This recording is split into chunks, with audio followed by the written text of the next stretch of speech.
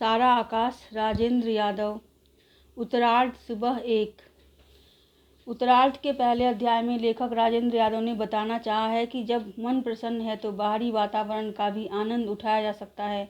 Summer और प्रभा के जीवन का यह नया सवेरा था। उसके जीवन में सच्चाई का सूरज निकला और वह उसे ऐसा लगा जैसा उसने पहले कभी देखा ही नहीं था। हवा हल्की हल्की शीतल थी। सूर्योदय का अपूर्व आनंद पहली बार समर ने लिया था। उसने पहली बार अनुभव किया कि सूरज निकलने से पहले किरणें इस तरह उठती हैं जैसे फव्वारे की धारियां उठती हैं। उसकी इच्छा हो रही थी कि कोई पास में खड़ा होता और ये इतनी सारी नई बातें उसे बताता चलता, उसे धीरे धीरे सूर्योदय दिखाता। उसे लगा शायद जिंदगी में वह ही पहली बार सूर्योदय देख रहा है। उन दिनों न जाने किन अंधेरी कोठरियों में बंद था, देखता ही नहीं था कि उसके आसपास क्या हो रहा है। उसमें उजाले में प्रभा की ओर देखने का साहस न था। शायद घर वाले व बाबूजी अब खुश हो जाएंगे। अब भाभी इशारे से डॉक्टर को दिखाने की बात नहीं कहेगी। जब प्रभा उठकर गई तब न उसने उसकी ओर देखा न वही उसके मुख को देख पाया था। वह प्रभा के लिए पोस्ट कार्ड लेने निकल पड़ा। जमादार सड़कें साफ कर रहे थे, दूध वाले साइकिल पर टंकियां टांगे दूध का वितरण कर रहे थे। एक जगह उसने देखा कि दूध वाला जब लुटिया भरकर टंकी से दूध निकालता है तो किस तरह उसकी लुटिया या उंगलियों से दूध बूंद बूंद टपकता है। ऐसा नहीं है कि यह उसने पहले देखा नहीं होगा, पर मन व्यग्र होने के कारण कभी ध्यान ही नहीं दिया। वह आज प्रसन्न था, अपने आनंद को व्यक्त करना चाहता था। बहुत अधिक बेचैनी के बाद आज उसे शांति मिली थी, जैसे युगों से प्यासे व्यक्ति को स्वच्छ जल का झरना दिखाई दे गया हो। जोर जोर से आवाजें लगाकर समर ने दिवाकर को जगाया। उसने दरवाजे से मुंह निकाल कर कहा कि रात 11 बजे गया और सवेरे 7 बजे ही आ धमका। फिर उसने मजाक में कहा कि तेरी बीवी मायके में है, फिर तू बीवी वालों के आराम से क्यों जलता है।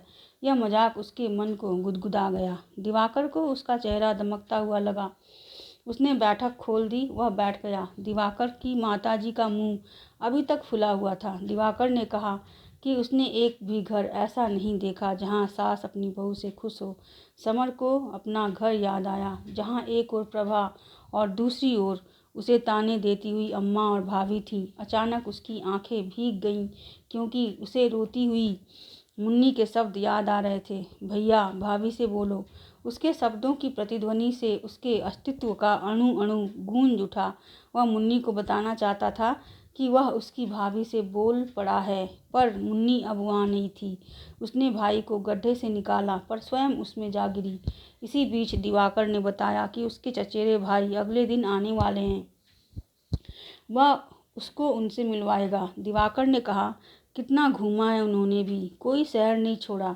उसने समर से कहा कि वह अपनी छोटी सी चोटी वोटी कटवा आए।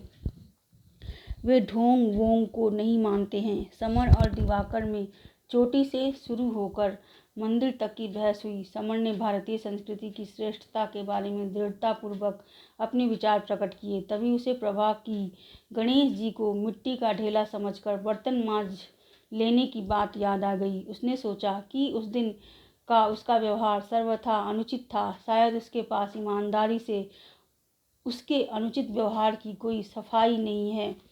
दिवाकर ने आवेश से कहा कि देसी पने के नाम पर कार्टून जैसी सूरत बनाए रखना उसे पसंद नहीं।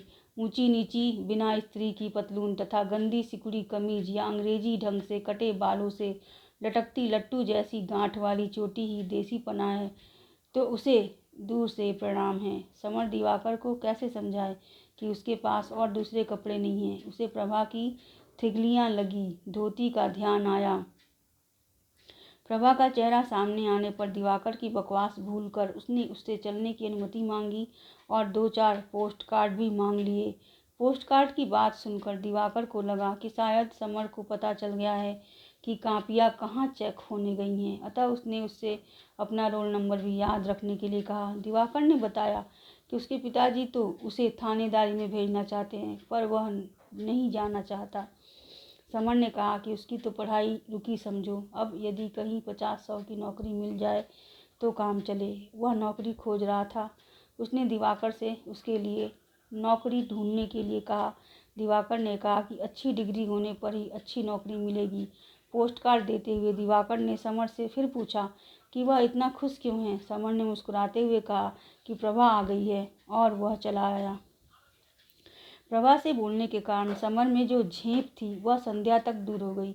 बरसों बाद जी हल्का हुआ था। प्रभा के प्रति उसके मन में दया थी। सबसे अधिक आश्चर्य उसे भाभी पर होता था, जो सास होने के बाद तो न जाने कितना जुल्म ढाएगी। इधर उधर भटकने के बाद 2 बजे घर पहुंच गया। पिताजी के पूछने पर कहा कि नौकरी वगैरह के लिए दिवाकर के पास गया था। तब चौके में पहुंचा। प्रभा ने खाना परोसा। उसके चेहरे पर अजब संतोष की आभा थी। वह प्रभा की आवाज़ सुनना चाहता था। खाना रखकर जब वह जाने लगी तो उसने देखा कि उसकी धोती जगह जगह से फटी थी, पहनने लायक नहीं थी। शादी में मिली धोतियाँ कहाँ गईं? उसने तो उसकी उपेक्षा की ही। अम्मा ने भी यह सोचना छोड़ दिया कि उसे भी किसी चीज़ की ज़रूरत पड़ती है। भाभी ने 4-6 धोती छिपा कर रखी होंगी, पर वह क्यों देने लगी? जनवरी फरवरी का जाड़ा इन कपड़ों में उसने कैसे व्यतीत किया होगा? प्रभा बड़ी कमज़ोर हो गई थी। आंखों के चारों ओर काले घेरे बन गए थे। पैरों में बीमारियां झांक रही थीं। रात दिन काम करते करते हाथ काले हो गए थे और सूख गए थे। थाली को बहुत ही धीरे से सरकाकर, जिससे प्रभा को बुरा न लगे, समर उठ खड़ा हुआ। प्रभा ने चौंक कर उत्सुकता से समर की ओर देखकर पूछा, क्यों? बड़ी कठिनाई से स्वयं को संयत करते हुए समर ने कहा, दिवाकर के यहाँ से खा आया हूँ, भूख नहीं है, और झट बाहर निकल आया। भाभी को उसके प्रभा से बोलने के बारे में पता चल गया था। सांझ को वह फिर निकल पड़ा। एक भर्त्सना, एक धिक्कार मन को लगातार कचोट रहा था, और प्रायश्चित की भावना उसे खींचकर मंदिर ले गई, पर वहाँ उसका मन नहीं लगा। वह वापस घर लौट आया। पूरे घर को दोनों के बोलने की बात पता लग गई थी। सबकी उसके प्रति निगाहें बदल चुकी थी। उसे ऐसे देख रहे थे जैसे कोई अजायब घर से छूटा हुआ जानवर हो। रात का खाना खाकर वह अम्मा के कहने पर बाबूजी को बुलाने नवल किशोर पंडित जी के यहाँ चला गया। बाबूजी कुर्सी पर बैठे अपने साथ के 3-4 लोगों को भारतीय सभ्यता की विशेषता पर भाषण दे रहे थे। बीच में बात रुकने पर समर ने झिझकते हुए कहा कि उन्हें घर बुलाया है। अंदर पंडित जी की बहू बच्ची को खिला रही थी। समर उसे लेने गया। पंडिताइन ने उसकी आवाज़ सुनकर बाहर आकर कहा, हमने सुना तू अपनी बहू से बोलता नहीं था, अब बोलने लगा है। वे अपने बहू बेटे की बुराई भी कर रही थी। मंदिर की कमाई वे लोग अपने पास ही रखते हैं। बहू बेटे ने उन दोनों की बड़ी दुर्दशा कर रखी है। वे रोने लगी। उनके बेटे बिशन की बहू ने सास की तरफ ठेंगा दिखाकर मुस्कुराते हुए बच्ची उसे दे दी।